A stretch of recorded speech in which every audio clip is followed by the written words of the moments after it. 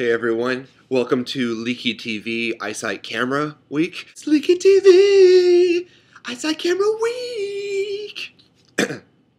Yeah, I am out on tour, which is why I don't have time to make a normal, proper video, but I hope you enjoy this Eyesight Week thing. The topic this week is whether or not Hogwarts students are sorted into houses too early. I think this is very interesting. It's something that I run into a lot out on the road.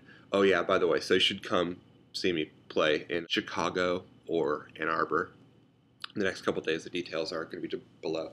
But I run into it a lot because people are constantly sorting themselves into houses, and I think that's a very interesting concept of what we choose to see in ourselves.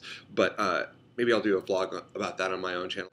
This is interesting because I think the houses that students are put into have more of an effect on them than the students they are when they first arrive. What I mean is, if you are sorted into Slytherin, at that point you're surrounded by a certain type of people who may have a predisposition to be a certain way, and you are told that you are a certain thing. If you're put into Ravenclaw, you may have had a predisposition to being bookish, but suddenly you're surrounded by all of the nerds at school and are told that you're supposed to be intellectual. So I think that, especially when you're 11, that definitely has an effect on the way that you think you're supposed to grow up. But at the same time, while I think it is unfair to sort the kids into good guys and bad guys, which is kind of essentially what the book does, and I know I'm going to get a lot of hate mail that Slytherins aren't all bad guys, and that's true, obviously, but for the purposes of the story that J.K. Rowling is telling, the Gryffindors are the heroes and the Slytherins are the bad guys.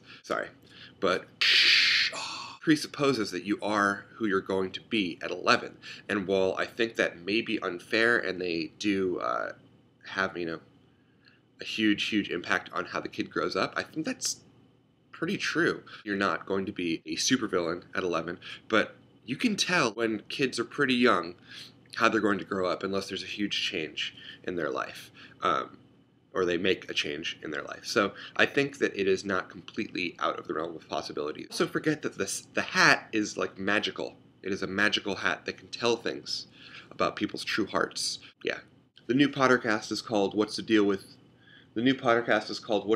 Remus, and it's an entire podcast about me, so you should go listen to it. No, I'm kidding. But there is music from the Remus Lupins and the Whomping Willows in it, as well as some lovely commentary by the Pottercasters, so you should definitely check that out. You can do so by creating a Pottercast potion. What you're going to need to do is go to Snape's classroom, get yourself a nice clean cauldron. You don't want to use a dirty cauldron. And then put in 3 eyes of newt, 5 doxy wings, 1 hair of Hasselhoff, 6 tumblers of essence of blog, and let it sit for about an hour. And then what you're going to want to do is add just a pinch of lovage root, a healthy dose of dragon's blood resin, and for me, I like to add some cinnamon just to give it that je ne sais quoi that I really like about Pottercast. If you do that in the wrong order, it will blow up in your face, or alternately smell just like troll breath, so you don't want to really deal with that. You could do those things, or you could just check the link in the down bar. Keep each other safe, and keep faith.